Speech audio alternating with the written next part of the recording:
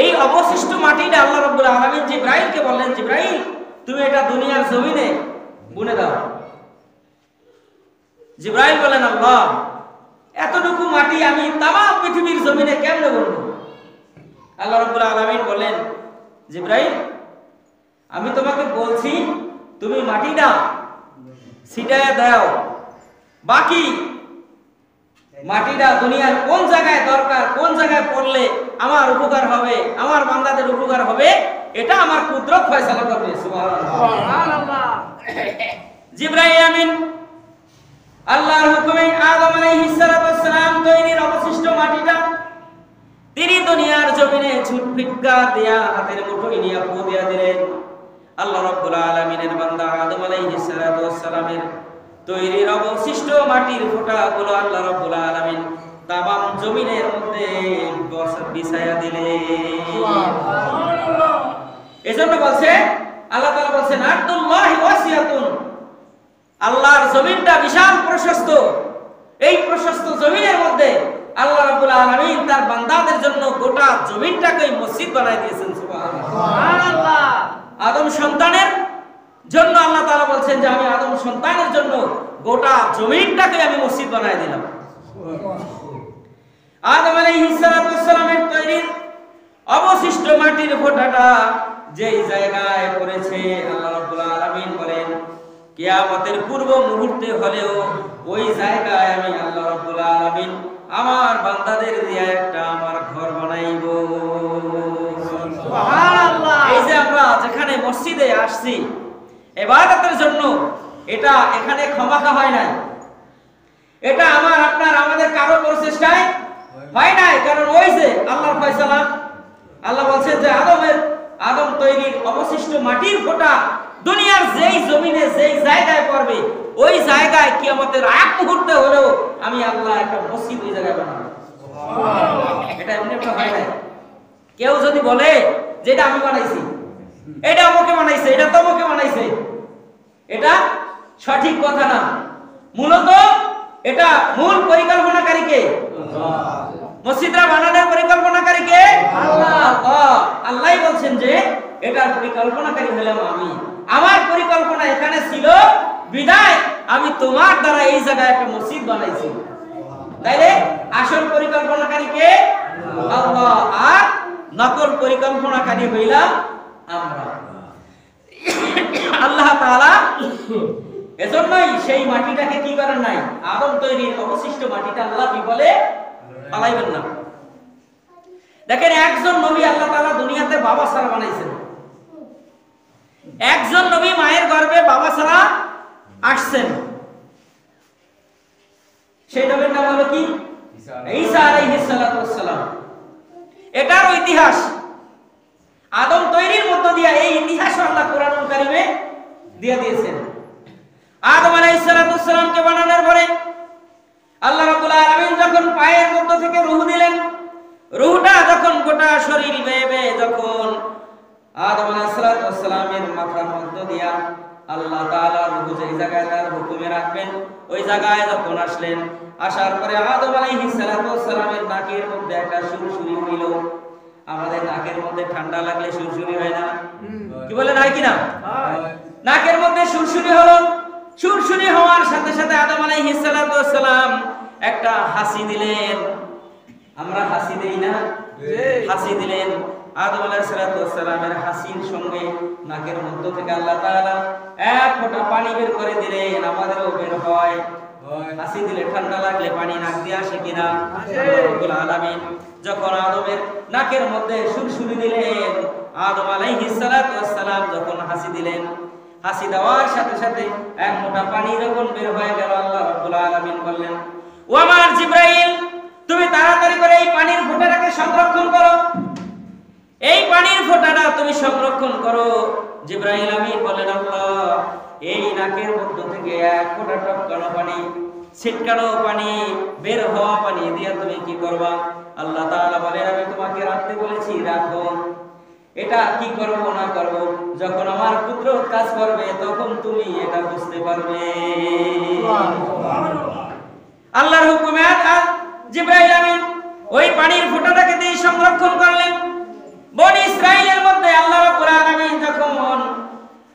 হযরত ঈসা আলাইহিস সালাতু ওয়াস সালামকে দুনিয়ার জমিনে আনবেন, আল্লাহ রাব্বুল আলামিন তার মা মারিয়াম আলাইহিস সালাতু ওয়াস সালামের বাবা দোয়া করলেন, আল্লাহ তুমি যদি আমার যে ঐরস একটা সন্তান দিয়েছো, আমার স্ত্রীর গর্ভে সন্তান দিয়েছো, এই সন্তানটা যদি ছেলে হয়, আল্লাহ গো তোমার এই ঘর বাইতুল মুকাদ্দাসের জন্য আমার সন্তানটাকে আমি ওয়াকফ করে দিলাম। আমার স্ত্রীর গর্ভে যে সন্তানটা এসেছে এটা যদি ছেলে হয়, ও আল্লাহ আমি আমার সন্তানটাকে তোমার ঘরের খাদেম বানায় দেব। সুবহানাল্লাহ, তোমার ঘরের খাদেমের জন্য আমি এটাকে ওয়াকফ করে দিয়ে দিলাম। সুবহানাল্লাহ, ওসিয়ত করছে আমার স্ত্রীর গর্ভে যে সন্তান আছে এটা যদি ছেলে সন্তান হয় তোমার ঘরের খাদেম আমি বানায় দিলাম। আল্লাহ রাব্বুল আলামিন সন্তান ছেলে দিলেন না। মারিয়াম আলাইহিস সালাতু ওয়াস সালাম অবিবাহিত, এখনো বিবাহ হয় নাই। বাইতুল মুকাদ্দাসের তিনি দেখাশোনা করেন তার খালু হযরত জাকারিয়া আলাইহিস সালাতু ওয়াস সালাম। মারিয়াম আলাইহিস সালাতু ওয়াস সালামের খালুর নাম ছিল, আল্লাহর নবী ছিলেন জাকারিয়া আলাইহিস সালাতু ওয়াস সালাম, বনি ইসরাইলের বড় নবী। তিনি ছিলেন ইমাম, তিনি মসজিদের দায়িত্ব পালন করলেন। আল্লাহ রাব্বুল আলামিন মারিয়াম আলাইহিস সালাতু ওয়াস সালামকে ইমরান আলাইহিস সালাতু ওয়াস সালামের মধ্যে আল্লাহ জন্ম দিলেন। ইমরান আলাইহিস সালাতু ওয়াস সালাম তিনি হইলেন মা মারিয়ামের বাবা। ইমরান আলাইহিস সালাম এবং জাকারিয়া আলাইহিস সালাম দুইজন ছিলেন ভাইরা। জাকারিয়া আলাইহিস সালাম ছিলেন আল্লাহর ঘর বাইতুল মুকাদ্দাসের ইমাম, আর ইমরান আলাইহিস সালাম তিনি আল্লাহর কাছে বললেন, ইচ্ছা করলেন, আল্লাহ আমার স্ত্রীর গর্ভে যে সন্তান দেবা মাওলা ওটা আমি তোমার ঘরের জন্য ওয়াকফ করলাম। জন্ম হওয়ার পরে দেখা গেল সন্তানটা নারী। এখন বলে নারীটা কি আল্লাহর ঘরের খেদমত করতে পারে? কিন্তু খেদমত করতে পারে না, সে তো নিয়ত করে ফেলেছে, সে তো আল্লাহর উপরে দিয়া দিয়েছে আল্লাহর ঘরের জন্য। আগেই সে মান্যত করে বসেছে যে যেটা দিবা আল্লাহ ওটা আমি তোমার ঘরের জন্য দিয়া দিলাম। এখন সন্তান হয়েছে, কন্যা সন্তান, এখন কি করবে? সে তো আল্লাহ তাআলা ওই জায়গায় কোন নবীরা তাদের নিজেদের থেকে কোনো কিছু করেন না যতক্ষণ পর্যন্ত মালিকের হুকুম না হয়। আর ইমরান আলাইহিস সালাম তার নিজের ইচ্ছায় আল্লাহর ঘরের খাদেম হিসাবে তার সন্তানকে ওয়াকফ করেন নাই, মানত করেন নাই। সে মূলত আল্লাহর হুকুমেই কি করেছে। কারণ কোন নবীরা একটা কথাও তাদের নিজের থেকে বলেন না যতক্ষণ পর্যন্ত আল্লাহ রাব্বুল আলামিনের পক্ষ থেকে হুকুম না হয়। যা আসবে তাই তারা বলবে। তারও হুকুম ছিল তার সন্তানটা এই ঘরের খাদেম আল্লাহ বানাবেন, আর ওই খাদেম থেকে আল্লাহ রাব্বুল আলামিন জগৎ বিখ্যাত একজন নবী তার গর্ভে আবার আল্লাহ তাআলা নিয়ে দিবেন। সুবহানাল্লাহ। আল্লাহ রাব্বুল আলামিনের বান্দা তার নিয়াত অনুযায়ী যখন আল্লাহ তাআলা তার কন্যা সন্তান দিলেন, নবী জাকারিয়া আলাইহিস সালাতু ওয়াস সালাম বাইতুল মুকাদ্দাসের খেদমত করেন। তিনি ইমাম, ওই ঘরের খাদেম ছিলেন মা মারিয়াম আলাইহিস সালাতু ওয়াস সালাম। যখন তিনি প্রাপ্তবয়স্ক হলেন, তিনি মসজিদের পাশেই যে ডোবা ছিল, পুকুর ছিল, ওখানেই তিনি গোসল করতেন। যখন প্রাপ্তবয়স্ক না হওয়া পর্যন্ত নারীরা সন্তান ধারণ করার মতন ক্ষমতা তাদের হয় না। যখন এই সন্তান ধারণের ক্ষমতা আল্লাহ তার মধ্যে দিলেন, মারিয়াম আলাইহিস সালাতু ওয়াস সালাম পানির ঘাটে যখন গেলেন, পানির মধ্যে যখন গেলেন, আল্লাহ রাব্বুল আলামিন ওই যে আদম আলাইহিস সালাতু ওয়াস সালামের নাক থেকে টপকানো এক ফোঁটা পানি, নাক থেকে ছিটকানো এক ফোঁটা পানি বের হওয়ার পরে আল্লাহ বলছিলেন, জিবরাইল এই পানির ফোঁটাটা তুমি সংরক্ষণ করো। জিবরাইলকে আল্লাহ তাআলা নির্দেশ করলেন, জিবরাইল তাড়াতাড়ি করে ওই পানির ফোঁটাটা নিয়ে আমার মারিয়াম যেই জায়গায় গোসল করে ওই পানির মধ্যে এই পানির ফোঁটাটা তুমি ছেড়ে দাও। মারিয়াম আলাইহিস সালাতু ওয়াস সালাম গোসল করা অবস্থায় আল্লাহর নবী আল্লাহ রাব্বুল আলামিন জিবরাইল দিয়ে পানির ফোঁটাটা পাঠিয়ে দিলেন। ওই পানির মধ্যে যেই জায়গায় তিনি গোসল করেন পানির মধ্যে ছেড়ে দিলেন। আল্লাহ রাব্বুল আলামিন মারিয়াম আলাইহিস সালাতু ওয়াস সালামের জরায়ের মধ্য দিয়া আল্লাহ তাআলা পানির ফোঁটাটা তার রহিমের মধ্যে নিয়ে গেলেন। কুদরত কার? আল্লাহ। আল্লাহ পারে কিনা? পারে। কি বলেন? এক ফোঁটা পানি পানির মধ্যে ছাড়ার পরে পানির ফোঁটাটা পানির লগে মিশে যাওয়ার কথা, ওটা আবার কেমনে তার রহিমের মধ্যে নিলেন? আল্লাহ তাআলা পারে তো? বিশ্বাস হয়? আল্লাহ শুধু বলবেন কুন ফায়াকুন, হও, হয়ে গেছে, দেন এন্ড দেয়ার, বলতে দেরি হইতে দেরি নাই। আল্লাহর কুদরতে পানির ফোঁটাটা যখন মা মারিয়ামের গর্ভের মধ্যে, যখন পেটের মধ্যে চলে গেল, আস্তে আস্তে দিন যায়, সপ্তাহ যায়, মাস যায়, যখন এই তার শরীরের মধ্যে একটা পরিবর্তন দেখা দিল, মানুষেরা কওয়া শুরু করে দিল। নিঃসন্দেহে মসজিদের ইমাম জাকারিয়া আলাইহিস সালাতু ওয়াস সালাম তার ভাইরা বেটির সঙ্গে আমাদের মধ্যে এরকম খারাপ মন্তব্য আছে কিনা? কি বলেন, আছে না? একজন নবীকে নিয়েও জালেমেরা, একজন নবীকে নিয়ে কাফেররা কখনো মন্তব্য করতে দ্বিধা করে নাই। অনেক নবীদেরকে নিয়ে এই ধরনের মন্তব্য তারা করেছে। ঈসা আলাইহিস সালাতু ওয়াস সালামের জন্ম নিয়েও তারা এই ধরনের কুৎসা ফাহিশা কথাবার্তা তারা রটাইছে। বলেন তো, কার কুদরতের মধ্য দিয়ে আল্লাহ রাব্বুল আলামিন ঈসা নবীকে তার মায়ের গর্ভে পাঠাইলেন? দুনিয়ার কোন মানুষের কোন কেরামতি এখানে আছে? সব কেরামতি কার? আল্লাহ রাব্বুল আলামিনের। মা মারিয়ামের গর্ভ থেকে যখন সন্তান ঈসা আলাইহিস সালাতু ওয়াস সালাম দুনিয়ার জমিনে আসলেন, এখন তো তাম জমিনটার মধ্যে শুধু কুৎসা আর কুৎসা। এতদিন তো পেটের মধ্যে ছিল, মানুষ কতকে বিশ্বাস করছে, কতকে করে নাই, কতকে দেখছে, কতকে দেখে নাই, মানুষের মন্তব্যটা কম বেশি ছিল। কিন্তু সন্তান যখন জন্ম হয়ে গেছে, এখন আর মুখ চাপা দিয়া কেউ রাখতে না। খালি মারিয়াম আলাইহিস সালাতু ওয়াস সালামের সম্পর্কে এবং জাকারিয়া আলাইহিস সালাতু ওয়াস সালামের সম্পর্কে তারা মন্তব্য শুরু করে দিল। আল্লাহ রাব্বুল আলামিন 3 ঘন্টার ব্যবধানে যেই সন্তান আল্লাহ তাআলা যদি ইচ্ছা করেন, বলেন তো 3 ঘন্টা না, জন্ম হইয়া দুনিয়ার জমিনে পড়ার সঙ্গে সঙ্গে তার দ্বারা আল্লাহ তাআলা কথা বলাইতে পারেন কি পারেন না? আল্লাহ রাব্বুল আলামিন আগুন এনে দিয়ে, আগুন আল্লাহর কাছে বলছিল, আল্লাহ তুমি আমাকে জবান দাও, আমি নমরুদের কথার জবাব দিব। ইব্রাহিমকে ফেলাইছিল না আগুনের মধ্যে? নমরুদ বলছিল, আগুন তোমার কি দহন শক্তি নাই? তুমি কি ইব্রাহিমকে পড়তে পারো না? তোমার কি ক্ষমতা নাই? তখন আগুন আল্লাহর কাছে আবেদন করছিল, আল্লাহ তুমি আমাকে একটা মুহূর্তের জন্য একটু জবান দাও, আমি যেন নমরুদের কথার উত্তর আমি দিতে পারি। আল্লাহ আগুনকে ক্ষমতা দিয়েছিলেন এবং জবান দিয়েছিলেন। আগুন জবাব দিছিল, নমরুদ আমার পোড়ানোর শক্তি আছে না নাই, তুমি আসো, তোমার আমি দেখাই।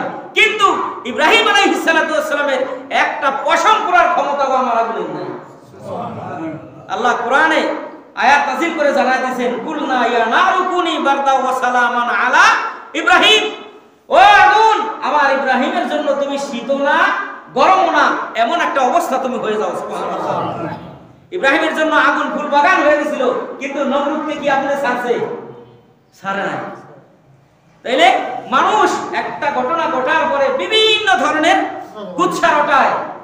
আল্লাহ তাআলা ঈসা আলাইহিস সালাতু ওয়াস সালামকে মায়ের কোলে থাইকা ওই কাফেরদের জবাব আল্লাহ রাব্বুল আলামিন 3 ঘন্টার ব্যবধানে দেওয়া দিয়েছিলেন। সুবহানাল্লাহ।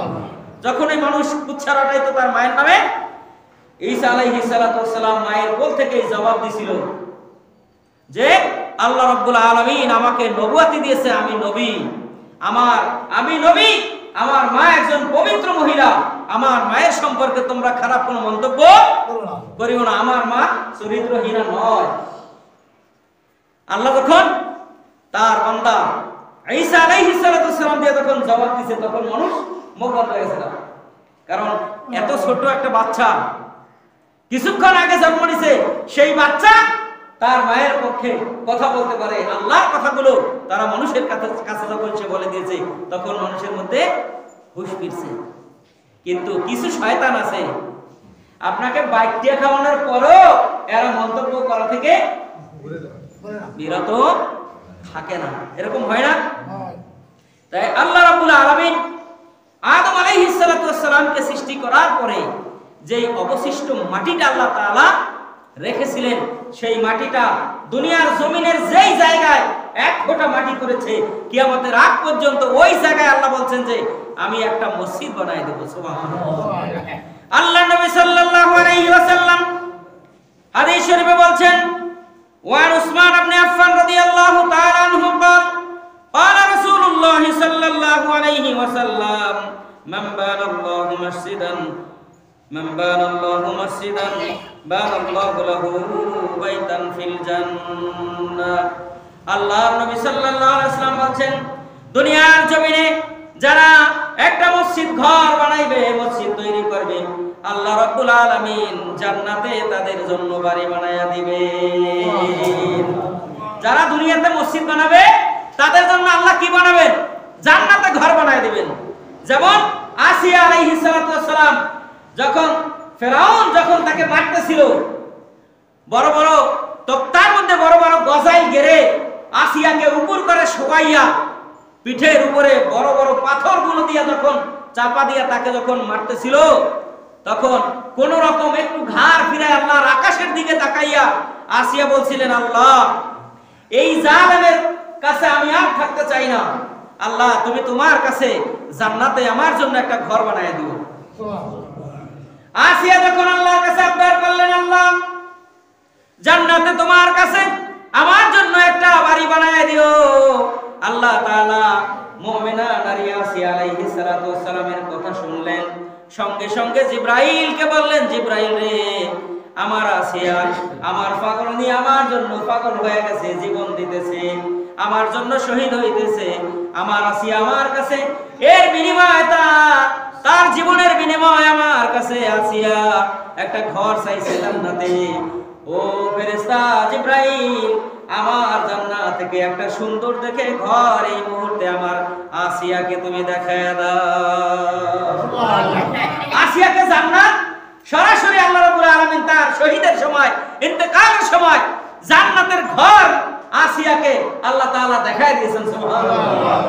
যখন আসিয়া জান্নাতের সুখ, আরাম, আয়েশ, জান্নাতের সমস্ত নিদর্শনগুলো যখন তিনি নিজ চোখে দেখতেছিলেন, তখন তো রূহ যায় যায় অবস্থা।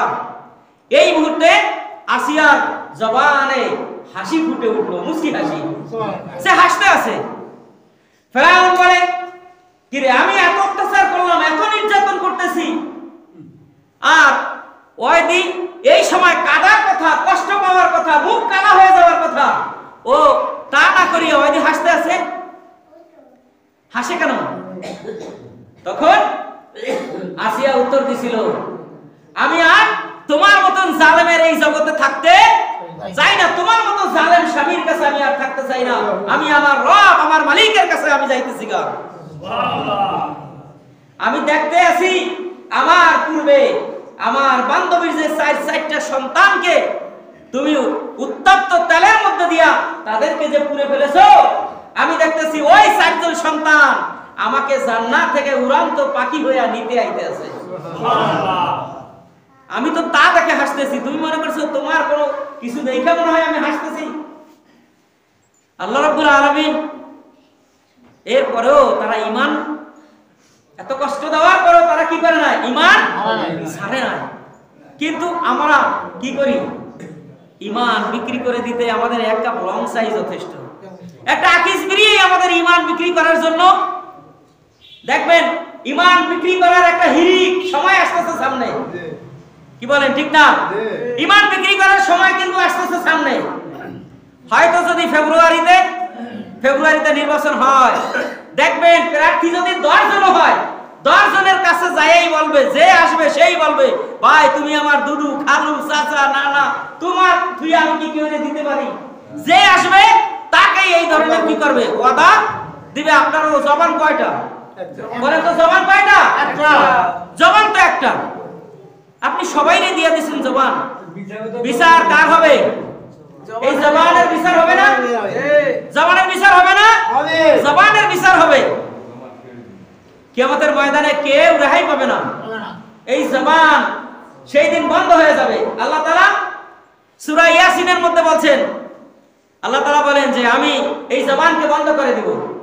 এই হাত কথা বলবে, এই পা কথা বলবে, এই মাথা কথা বলবে, আপনার কান কথা বলবে, আপনার শুধু জবান ছাড়া গোটা দেহ আপনার পাপের কথাগুলো সে বলে দিবে, বের করে দিবে আপনাকে, যে এই হাত দিয়ে এই কাজ করছে, এই পাও দিয়ে এই কাজ করছে, এই চোখ দিয়ে এই কাজ করেছে, এই মুখ দিয়ে এই কাজ করেছে।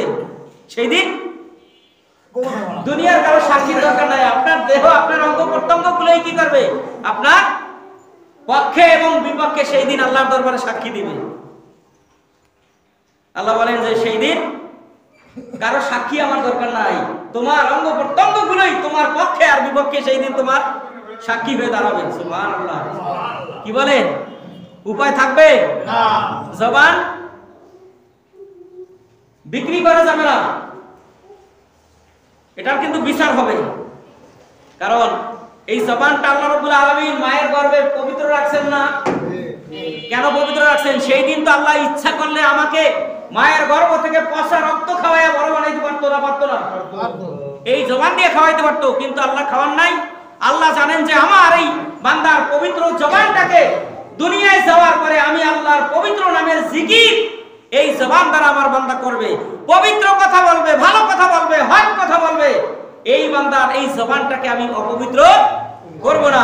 এজন্য আল্লাহ মায়ের নাভির সঙ্গে আমার নাভির সঙ্গে একটা তার জোড়া দিয়া আল্লাহ রাব্বুল আলামিন মায়ের রক্ত খাওয়ায় আমাকে মায়ের গর্ভের মধ্যে আল্লাহ বড় বানাইছেন। সুবহানাল্লাহ। অথচ সেই জবান দিয়ে আমরা কত না মিথ্যা বলি, কত না অপবাদ দেই, কত না খারাপ বলি। এজন্য আল্লাহ রাব্বুল আলামিন বলছেন, বান্দা আমি আল্লাহ রাব্বুল আলামিন তোমাকে দুনিয়ায় পাঠাইলাম, দুনিয়ায় পাঠানোর পরে আমি আল্লাহ আমার গোলামি করার জন্য, আমার ইবাদত করার জন্য আমি আল্লাহ রাব্বুল আলামিন তোমাদের জন্য ঘর বানায়া দিলাম। এই ঘর যখন যেখানে পড়বে আল্লাহ রাব্বুল আলামিনের হাবিব বলেছেন, উম্মত যখন যেই জায়গায় নামাজের সময় হয়ে যাবে ওই জায়গায় আমার উম্মতেরা যেন আল্লাহর হুকুম নামাজ আদায় করে নেয়। কারণ আল্লাহ বলছেন যে দুনিয়ার গোটা দুনিয়ার জমিনটাই আমি আমার বান্দার জন্য মসজিদ বানায় দিয়েছি। সুবহানাল্লাহ। গোটা জমিনটাই কি বান্দার জন্য আল্লাহর পক্ষ থেকে কি মসজিদ। এজন্য অজুহাত দেই বিলের মাঝে কই নামাজ পড়ুম, যেখানে আছেন সেখানেই। যারা সাগরের মাঝে আছে তারা মসজিদ পাবে কই? তারা কি সেখানে নামাজ আদায় করবে না? যারা বিমানে আছে তারা কি নামাজ আদায় করবে না সময় হলে? যে যে অবস্থায় আছে আল্লাহ বলছেন যে ওই অবস্থায় তোমরা আমার হুকুম কখনো ছেড়ে দিতে পারবে না। হাদিসে এমন আসছে, সন্তান মায়ের গর্ভ থেকে সন্তান বের হইতেছে, ওই অবস্থায় যদি নামাজের সময় হয়ে যায় ওই অবস্থায় আল্লাহ তাআলা হুকুম করেছেন নামাজ আদায় করার জন্য। সুবহানাল্লাহ। এজন্য আল্লাহ বলেন যে আমি আমার বান্দাদের জন্য এই জমিনটাকে আমি মসজিদ বানায় দিলাম। সুবহানাল্লাহ। আর কিয়ামতের কঠিন ময়দানে আল্লাহ রাব্বুল আলামিনের হাবিব বলছেন, সাত শ্রেণীর মানুষদেরকে যেই দিন আল্লাহর আরশের নিচে আল্লাহর কুদরতের ছায়া ছাড়া, আল্লাহর রহমতের ছায়া ছাড়া যেই দিন আর কোনো ছায়া থাকবে না, সেই দিন আল্লাহ রাব্বুল আলামিন সাত শ্রেণীর মানুষদেরকে তার কুদরতের ছায়ায় ছায়া দিবেন। সুবহানাল্লাহ। আল্লাহর নবী সাল্লাল্লাহু আলাইহি ওয়াসাল্লাম হাদিস শরীফে বর্ণনা করেছেন, যেই দিন কিয়ামতের কঠিন ময়দানে যেই দিন আল্লাহর রহমতের ছায়া ব্যতীত কোনো ছায়া থাকবে না, আল্লাহর আরশের ছায়া, কুদরতের ছায়া ব্যতীত, রহমতের ছায়া ব্যতীত, দয়ার ছায়া ব্যতীত কোনো ছায়া থাকবে না, সেই দিন আল্লাহ রাব্বুল আলামিন সাত শ্রেণীর মানুষদেরকে আল্লাহর রহমতের ছায়ার নিচে ছায়া দিবেন। এক নম্বরে আল্লাহ নবীজি বলেছেন, ওই ব্যক্তিকে আল্লাহ রাব্বুল আলামিন আল্লাহর আরশের নিচে ছায়া দিবেন, ওয়া শাবুন নিশা ফি ইবাদাতিল্লাহি আযজা ওয়া জাল্লা।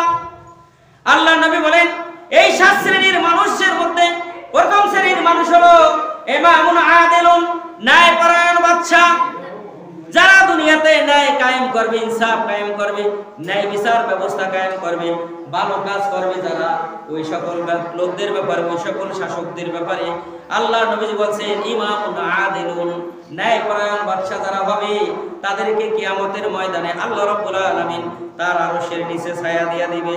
সুবহানাল্লাহ।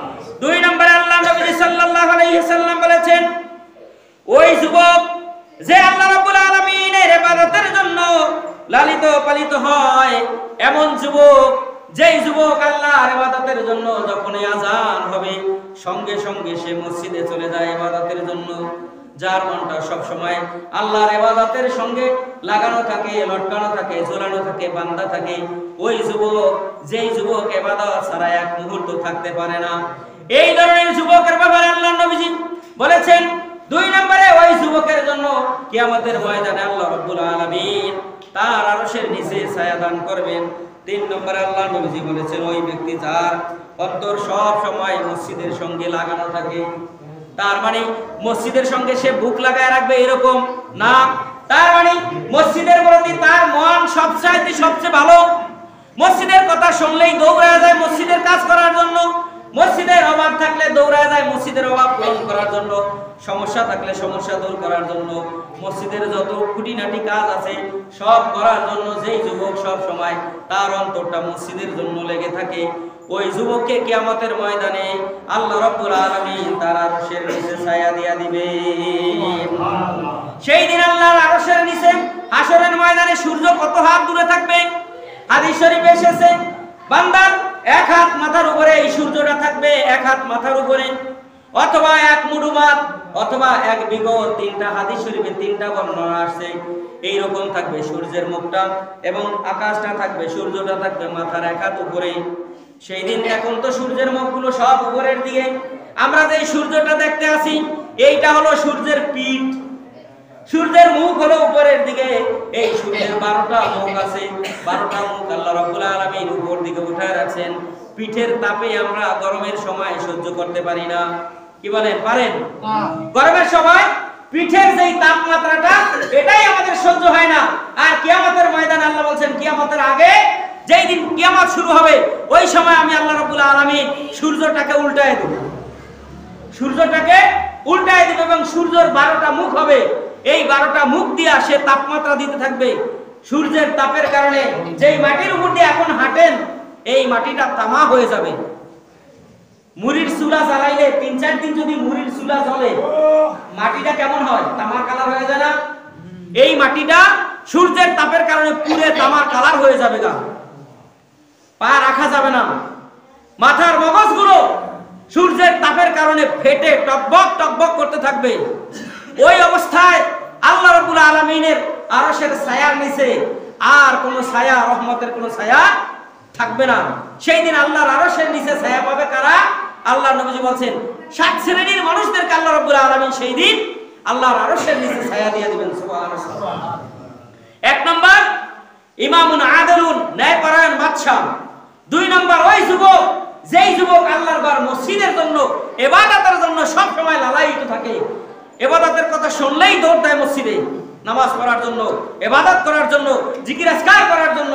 3 নম্বরে আল্লাহ নবীজি বলছেন ওই যুবক যেই যুবকের অন্তরটা সব সময় মসজিদের লগে লটকানো থাকে। সুবহানাল্লাহ। মসজিদ ছাড়া সে কিছুই বুঝে না, মসজিদটাই তার ভালো লাগে।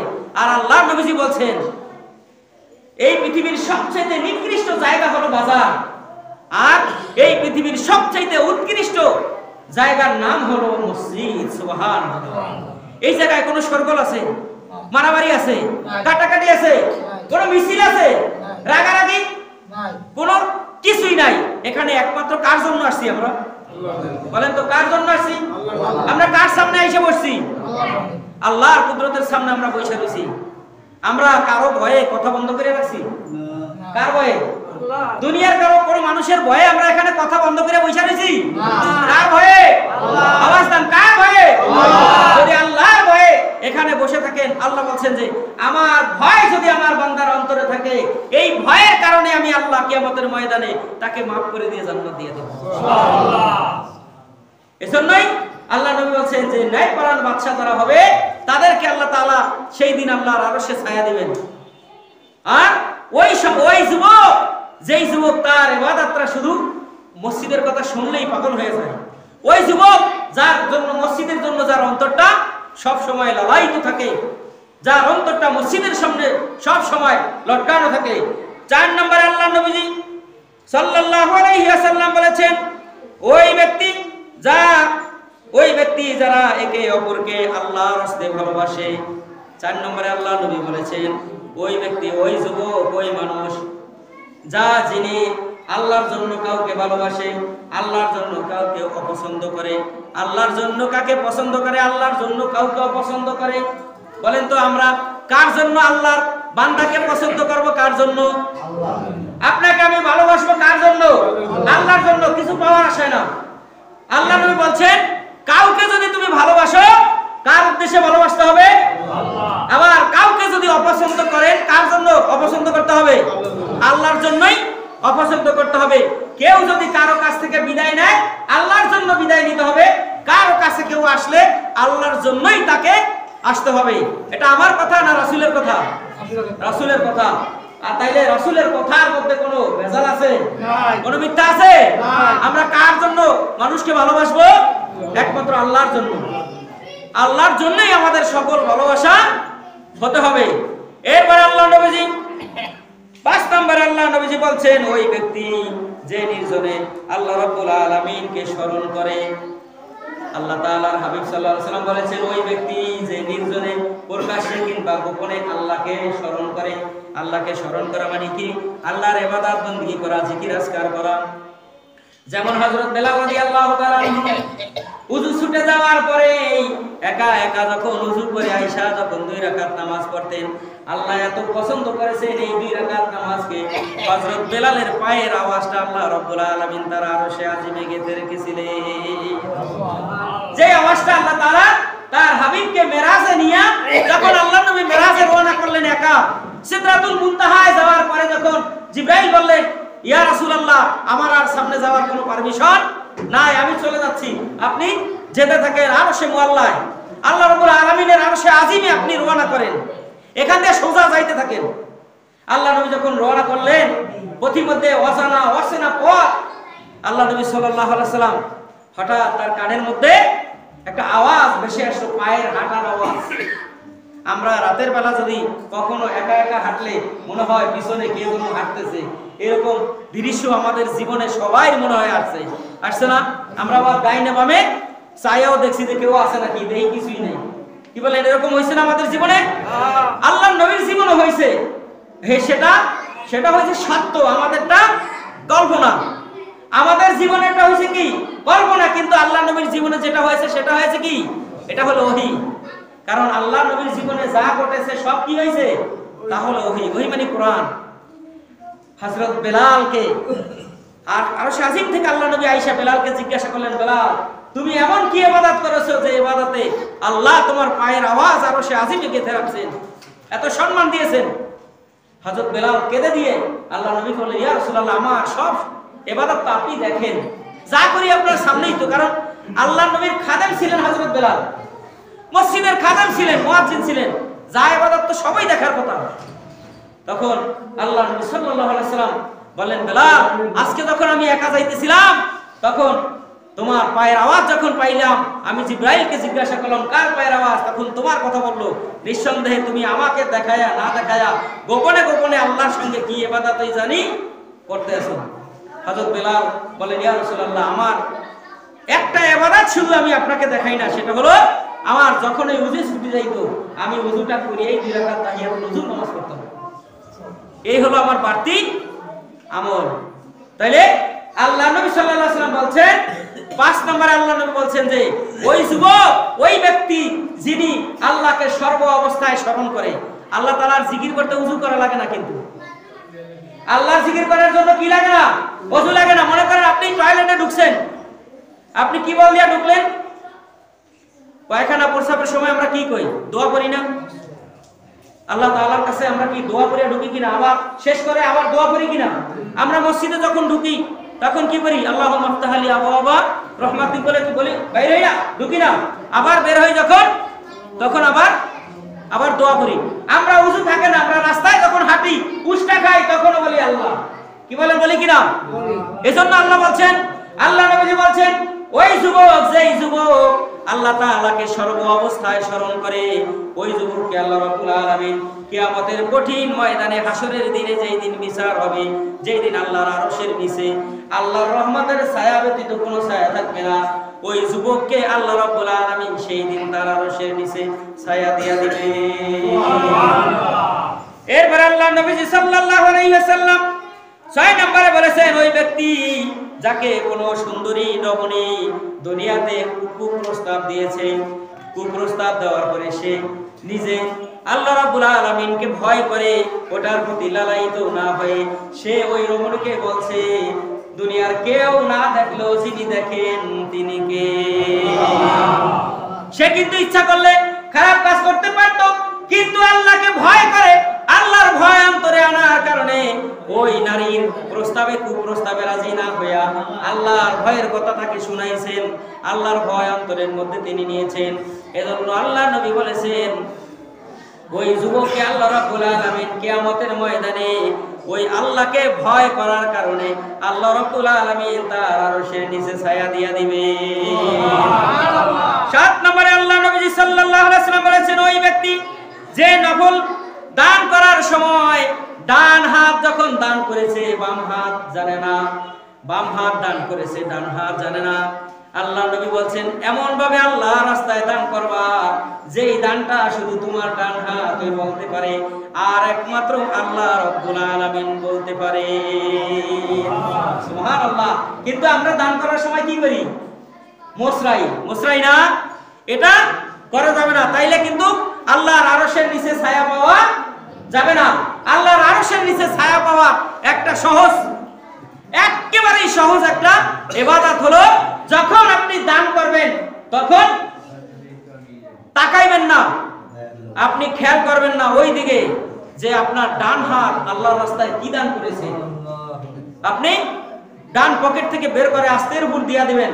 আল্লাহ রাব্বুল আলামিন এত পরিমাণ খুশি হবে যে কিয়ামতের ময়দানে আল্লাহ রাব্বুল আলামিন আপনাকে ওই হাসরের ময়দানে আল্লাহর আরশের ছায়ার নিচে আপনাকে ছায়া দান করে দিবেন। সুবহানাল্লাহ।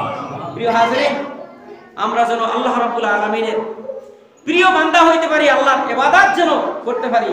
এই ঘর এটা আমার আপনার ইচ্ছায় কিন্তু হয় নাই। কার ইচ্ছায় হয়েছে? আল্লাহ। ঘরটা কার ইচ্ছায় হয়েছে বলেন তো? আল্লাহর ইচ্ছায় হয়েছে। আমরা যদিও এটার পিছনে আমরা শ্রম দিছি, এটার পিছনে আমাদের সমর্থন ছিল, এটার পিছনে আমাদের কষ্ট ছিল, পরিশ্রম ছিল, যার কারণে আল্লাহর ফয়সালার কারণে আমরা কেবল এটাকে এখানে বানাইতে পারছি, নসিহত আমরা বানাইতে পারতাম না। এজন্য আল্লাহর ঘর, কথা বলেন না, আল্লাহর ঘর শুধু তৈরি করলেই হবে না, কিয়ামতের ময়দানে এই ঘর আমার পক্ষে এবং বিপক্ষে আল্লাহর কাছে সাক্ষী দিবে। আমি ঘর বানাইলাম, ঘরের খেদমত করলাম না, ঘর বানাইলাম, ঘরকে খোঁজ খবর নিলাম না, ঘরের যত্ন নিলাম না, আমার থাকার ঘরটা তো আমি ঠিকই যত্ন নিই। আল্লাহর ঘরের যত্ন নেওয়া আমাদের দরকার আছে না? কিয়ামতের ময়দানে এই ঘর আপনার পক্ষে যদি সাক্ষী হয়ে যায় যে আল্লাহ তোমার বান্দা একটা ইট দিয়ে এই ঘর বানানোর সহযোগিতা করেছে, আমি সাক্ষী, এই ইটটা সেই দিন আপনার আল্লাহর কাছে